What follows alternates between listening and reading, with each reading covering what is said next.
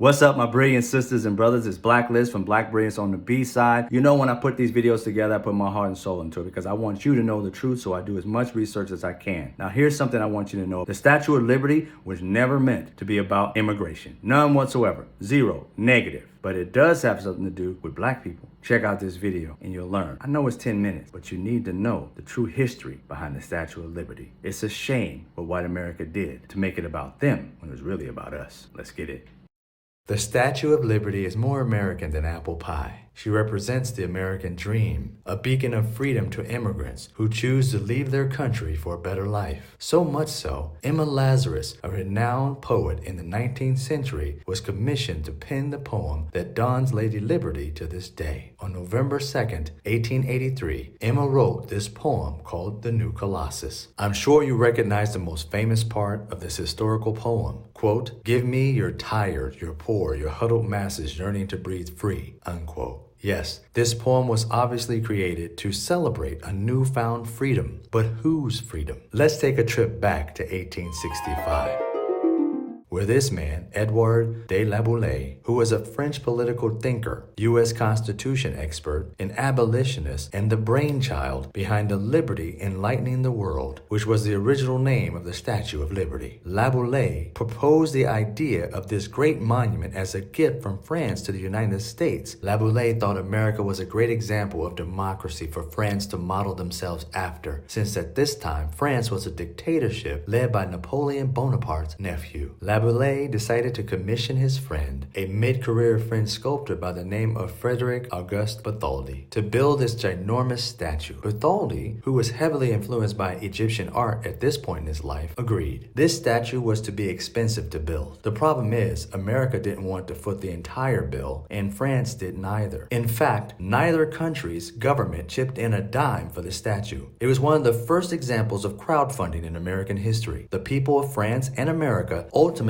paid for this statue to exist. Bartholdi took a trip to America to map out land to house Lady Liberty, and he found the location at Fort Wood on Bedloe's Island. He reported back to La Boulaye, and they hatched a plan to get America to agree to build the pedestal for Lady Liberty while France would foot the bill for the statue. They formed the American Committee for the Statue of Liberty, and the fundraising began. America's portion of the bill would amount to $250,000 in the 1800s. They approached the rich and raised $150,000, but this was not enough, so in came Joseph Pulitzer to save the day. Yes, the Pulitzer Prize Joseph Pulitzer hatched a plan to raise the remaining $100,000. Since Joseph was a huge newspaper publisher, his plan incorporated asking his customers to donate, and he would incentivize these donations by promising to print the name of every person who donated in his newspaper called The World. He is the one who enlisted Emma Lazarus to write the infamous The New Colossus poem that sits inside the pedestal today. Pulitzer had a shocking turnout, whereas more than 160,000 people donated, and he raised slightly over $102,000. Not to mention, people had to purchase his newspapers to see this ad, and purchase them over and over again to see when their names would be placed in them. This came at a time where there wasn't such a thing as subscriptions. You had to purchase each one individually. After all, what's a good deed without making tremendous profit in the process? Capitalism at its finest, right? Lady Liberty was supposed to be a woman of color. She was never supposed to be a white woman. I bet you never knew Lady Liberty was created to celebrate the end of the enslavement of black people. La Boulaye was a member of the French Anti-Slavery Society that was founded in 1865 and a strong supporter of President Abraham Lincoln. He, quote, saw abolition not only as a way to eliminate immorality, but also as a way to protest repressive tendencies in France, unquote. Here's the rub. Only the rich financiers had a decision in the final aspects of this statue. They requested that Bartholdi replace any reference to racism. This was America's decision to whitewash Bartholdi's vision. So the new Colossus was conveniently changed to honor Libertas, the Roman goddess of freedom, instead of a woman of color to represent the freedom of black people in America. I mean, you really have to hate a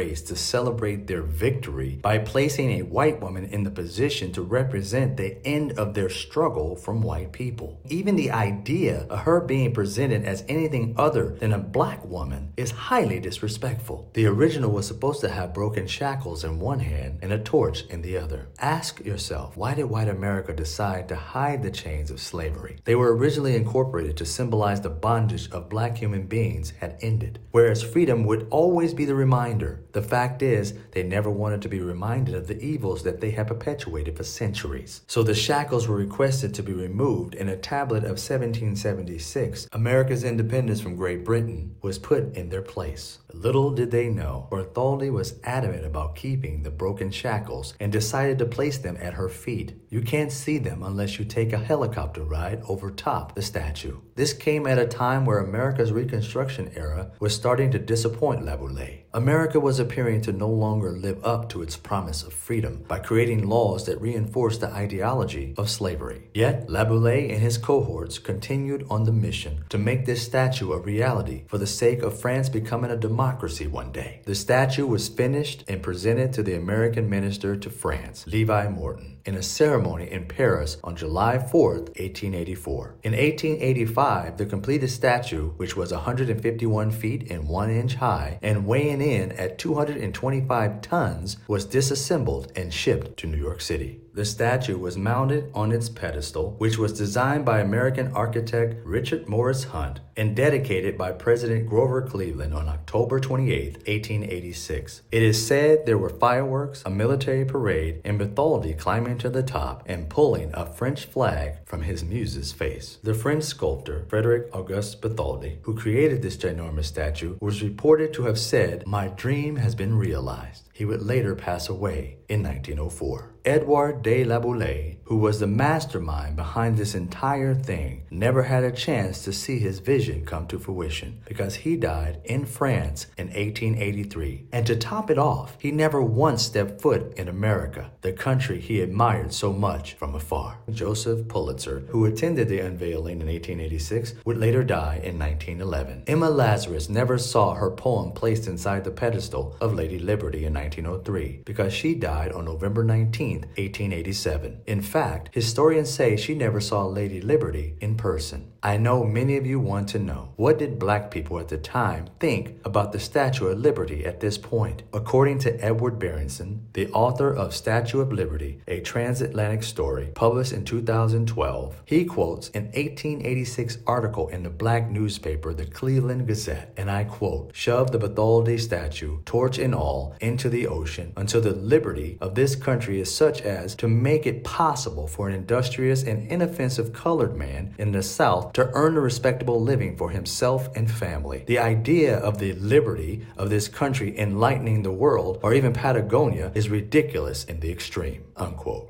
W.E.B. Du Bois touched on this topic in his autobiography, recalling seeing the statue upon arriving back in the United States in 1894 after 2 years in Europe. Quote, "I know not what multitude of emotions surged in the others, but I had to recall a mischievous little French girl whose eyes twinkled as she said, 'Oh yes, the Statue of Liberty, with its back toward America and its face toward France.' There were immigrants on board that ship with Du Bois, but he didn't talk to any of them since the ship was segregated." The connection between the Statue of Liberty standing for the abolition of slavery was denied for 125 years. Instead, it represented immigrants and specifically Jewish immigrants, since Joseph Pulitzer and Emma Lazarus were highly focused on this aspect, whereas the originators were solely focused on the freedom of black enslaved people. Once again, the history of black trauma and black success stories are hijacked by other cultures to benefit them. When will it end? When will America admit that our brilliance is not theirs to hijack? So sisters and brothers, when you see or visit the Statue of Liberty, just know that this statue was never meant for immigrants or a beacon for the American dream. It was solely created to represent the end of inhumane treatment of our ancestors and was hijacked by rich white people and Jewish Americans to become a beacon of light for their causes, which was specifically for white immigrants. Shame on you, America. Stop lying to your citizens about American history, and finally find some integrity to live up to the words and ideals you espouse? When will you finally become a beacon of light for Black people? Everybody else has had this opportunity. It's about time we do.